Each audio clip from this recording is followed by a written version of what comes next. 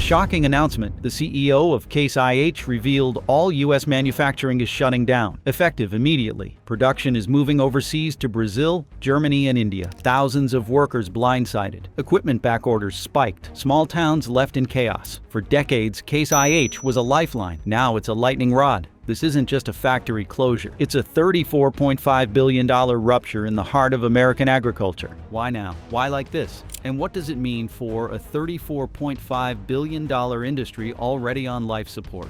From titan to troublemaker, formed from the historic merger of Case Corporation and International Harvester, Case IH carried more than a century of legacy. Its deep red tractors, powerful harvesters, and precision planting systems became standard across the American Midwest. It wasn't just a brand, it was a lifeline. By the early 2000s, Case IH had become a global leader in agricultural equipment. The company boasted advanced GPS-enabled machines, smart sprayers, and state-of-the-art combines that revolutionized how crops were grown and harvested.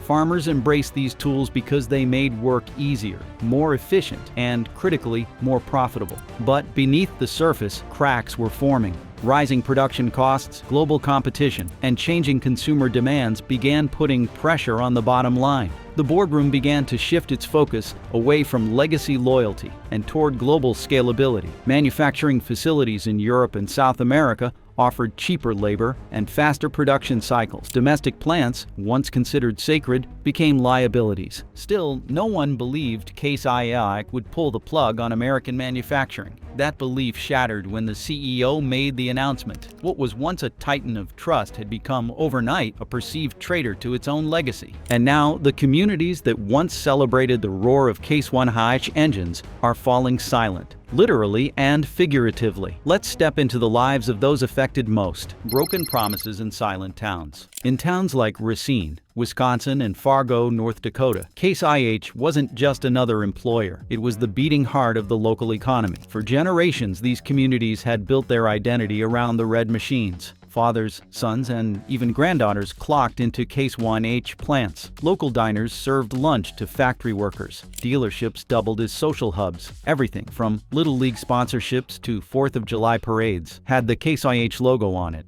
Within 24 hours of the announcement, layoffs began. Thousands of workers received notices. Supply companies halted deliveries. Small businesses that depended on Case IH worker traffic, coffee shops, tool suppliers, machine part vendors felt the impact immediately. And worse still, there was no contingency plan, no federal assistance, no community transition programs, just silence. For many, this was more than economic devastation. It was emotional trauma. Retirees who spent 30 years on the assembly line watched their pensions wobble. Young apprentices, fresh out of trade school, suddenly had no jobs to go to. And farmers who had sworn by Case IH were now being told their go-to brand would no longer be made on American soil. The shutdown did not just break contracts, it broke trust. And in an election year, trust is currency. Which is why what happened next was inevitable. Political firestorm ignites. Senators from agricultural states held emergency press conferences. Governors issued executive statements condemning the move. Presidential candidates pounced on the opportunity, framing the event as a prime example of corporate greed at the expense of working Americans.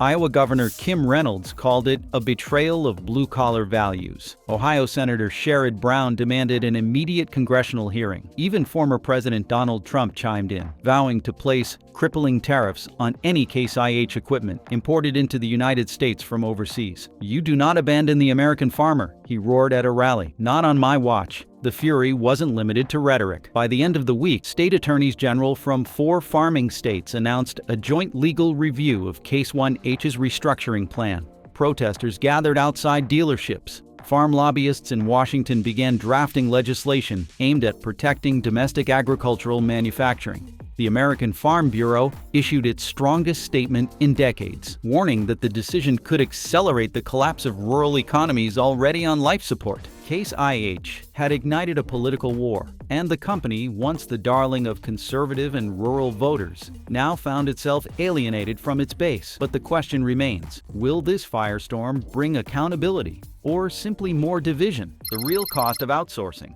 When Case IH announced its plan to shut down U.S. operations and shift manufacturing to countries with lower labor costs. It was pitched as a necessary step for global efficiency. The company framed the move as a way to streamline operations and remain competitive in an increasingly international market. But behind that corporate speak lies a human toll that is far more devastating than any quarterly report might suggest. Thousands of American workers, many of whom had spent decades on the factory floor building red tractors and combines, were blindsided. Entire families were upended. For communities that relied on Case IH plants, the shutdowns represented more than job losses. They marked the collapse of local economies. Cafes that served factory workers closed their doors. Schools saw declining enrollment as families moved away. Tax revenues fell, weakening public services. It is not just about wages, it is about identity. For many small towns, Case IH was not just an employer, it was the heartbeat of the community. Generations of fathers, sons, and grandsons had worked the same plant line, and that shared experience created a cultural bond that cannot be replicated by global supply chains. The outsourcing has eroded that legacy, leaving behind ghost towns where vibrant communities once stood, and the promised cost savings already being called into question. Logistical delays, quality control issues, and shipping disruptions are mounting. Analysts warn that the short-term gains of outsourcing may be dwarfed by long-term brand damage and logistical nightmares. Case IH may have trimmed some line items on its balance sheet, but the real cost, economic, cultural, and human, is just beginning to surface. Repair wars and farmer rage. As if outsourcing jobs was not enough, Case IH has also come under fire for locking down its equipment with restrictive digital controls. Modern Case IH tractors and harvesters come equipped with complex software systems that prevent farmers from making even basic repairs without going through the company's authorized service network. To many farmers, this feels like betrayal. These are people who have always prided themselves on being able to fix what they own. Now, if a sensor malfunctions or an engine light comes on, they are forced to wait days or even weeks for an official technician. The delays can cost farmers entire harvests, especially during peak planting and harvesting seasons. The restrictions have fueled the growing right to repair movement. Farmers across the country are organizing, protesting, and lobbying lawmakers to force manufacturers like Case IH to release diagnostic tools, schematics, and software access. Several states have already introduced legislation aimed at dismantling the repair monopoly. Even the Federal Trade Commission has taken notice, launching investigations into unfair repair practices. The backlash is intensifying, and Case IH is squarely in the crosshairs. Farmers who once flew red flags proudly on their barns now speak in bitter tones about the brand. They feel abandoned, manipulated, and controlled. What was once a trusted name in agriculture is quickly becoming a symbol of corporate overreach and farmer exploitation.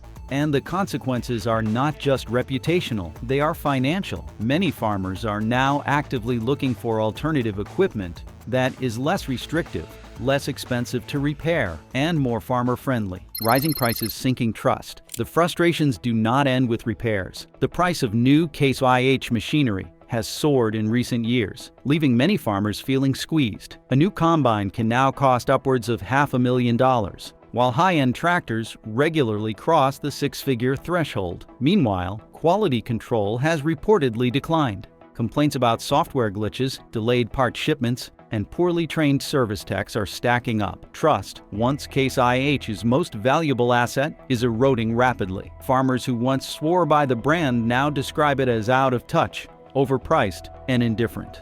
Online forums and agricultural expos are filled with horror stories about warranty disputes and customer service nightmares. It is a dangerous cycle. As costs rise and customer satisfaction falls, Case IH is alienating the very people who built its success. The brand's leadership claims these price hikes reflect the rising costs of raw materials and advanced technology. But that justification rings hollow to farmers who see the company laying off U.S. workers and shifting production overseas. The perception is growing that Case IH is more concerned with investor optics than end-user trust. And once that trust is broken, it is nearly impossible to win back. The farmer exodus.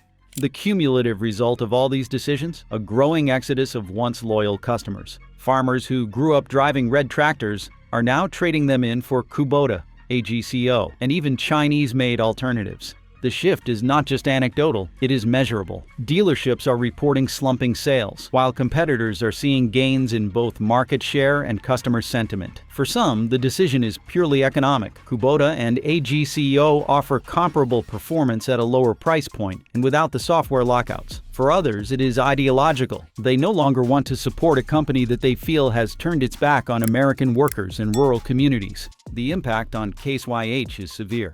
Brand loyalty, once a cornerstone of its success, is now in free fall. And the company is finding that regaining trust is a lot harder than building it in the first place. Worse still, younger farmers, the next generation of agricultural leaders, are forming their opinions now. Many are entering the industry already skeptical of legacy brands and more open to alternative options. Case IH is at risk of losing not just current customers, but future ones as well. The red tractor once symbolized strength, reliability, and American grit. Today, it is in danger of becoming a cautionary tale. And unless Case IH changes course fast, the farmer exodus may soon become a flood. The globalization gamble. In the wake of Case IH's abrupt withdrawal from U.S. manufacturing, the company's CEO has made it clear the future of the brand no longer lies with the American farmer, but with the global marketplace. In a shareholder letter leaked to industry insiders, the executive outlined a bold and controversial pivot toward expanding Case IH's footprint in emerging markets such as Brazil, India, and sub-Saharan Africa. The letter praised agile markets with high growth potential and emphasized cost-effective labor opportunities abroad. To industry veterans, it read like a corporate confession. Case IH, once a proud icon of American agriculture, is now choosing global scalability over local loyalty. The strategic shift rests on the assumption that American demand is plateauing, while the rest of the world's appetite for agricultural innovation is exploding. Indeed, global food demand is expected to increase by more than 50% by the year 2050, and mechanized farming in the developing world is still in its infancy. But this gamble comes with high stakes. By turning its back on the very farmers who elevated it to global prominence, Case IH risks losing not just sales, but its entire identity. Farmers who once relied on the company for dependable, locally supported equipment now see it as another faceless multinational chasing margins. For Case IH and IH executives, the choice seems rational on paper, but for rural America, it feels like abandonment. Trust, once broken, is hard to rebuild, especially in communities where brand loyalty has been passed down like farmland. And while international markets may offer growth, they lack the emotional legacy that made Case IH more than just a machine maker. And nowhere is the impact of this global shift felt more deeply than in the shadow of the world's fastest-growing agricultural superpower, China. China's farming boom versus America's bust. While U.S. farmers struggle with falling crop prices and aging machinery, China has built a parallel system of food security and supply chain dominance. Today, the Chinese farming equipment market is growing at nearly double the rate of its American counterpart, and Case IH has followed the money. The company's factories in Tianjin and Harbin are now among its most productive. The equipment they produce rarely makes its way to American soil. Instead, it is funneled directly into China's domestic market or exported to neighboring countries. In recent years, Chinese buyers have even secured exclusive access to new Case IH models that have yet to be released in the U.S. This preferential treatment has not gone unnoticed. American farmers, once loyal customers, now feel like second-class citizens to a brand they helped build. They watch as the newest machines are paraded across international expos in Beijing while their own dealerships go dark. Worse still, the ripple effect is tangible. China's booming production has created a surplus of grain, driving global prices down. As a result, U.S. farmers are forced to sell their crops at a loss. Many blame companies like Case IH for empowering a foreign competitor, while simultaneously gutting the U.S. supply chain. To them, it is not just about lost profits. It is about lost dignity, lost autonomy, and a growing fear that the tools of their trade are being weaponized against them in a global economic war they never asked to fight. And as if the economic hit wasn't enough, Case IH now faces political blowback, especially from one very familiar voice on the campaign trail: Trump, tariffs, and trouble. Donald Trump, never one to let a perceived betrayal of American industry go unchallenged, has seized on Case IH's exodus as a rallying cry for his 2024 campaign. At rallies in Iowa and Ohio, Trump has declared the company a symbol of everything wrong with globalism. His proposed solution, a 200% tariff on any Case IH equipment manufactured outside the United States. This threat sent shockwaves through Wall Street and among global investors. Case IH's parent company, CNH Industrial, saw a nearly 4.7% drop in share price within 48 hours of Trump's announcement. Economists scrambled to assess the potential fallout. If enacted, the tariff would make it nearly impossible for Case IH to remain price competitive in its own former home market. For farmers, it is a double-edged sword. On one hand, Trump's aggressive stance appears to defend American manufacturing. On the other, the proposed tariffs could dramatically inflate prices on the very equipment they rely on. For an industry already teetering under pressure, the additional cost burden could be catastrophic. Still, Trump is not backing down. They want to make our tractors overseas and sell them back to us at American prices? Not happening, he declared. He has promised not only tariffs, but also an executive order to redirect federal agricultural subsidies away from companies that offshore jobs. Case IH has remained largely silent on the matter, issuing only a short statement reiterating its commitment to global efficiency. But behind closed doors, executives are scrambling. If Trump's tariffs gain traction, they could unravel the very globalization strategy the company has spent the last decade building. Caught between angry customers and an enraged political class, Case IH now faces an existential question. Can it afford to stay the course? The question is no longer whether the U.S. farming industry is in danger. The question is whether anyone is willing to fight for it. Case IH's long game. On the surface, the closure of Case IH's U.S. operations looked like corporate sabotage. To many, it seemed like a cold-hearted decision designed to boost profits by slashing labor costs and shifting production to emerging markets. But behind the outcry, behind the fury, there is a longer, deeper game at play, one that Case IH's CEO believes will define the next era of agriculture. It is not about abandoning the American farmer. It is about redefining what farming is. The heart of this strategy lies in three major bets: Gen Z, automation, and global expansion. As America's farming population ages, Gen Z is quietly inheriting the future of agriculture. This generation, born after the year 2000, is digital-first, environmentally conscious, and deeply pragmatic. They want farming to be efficient, sustainable, and tech-driven. And Case IH is wagering that they will care less about where their tractors are made,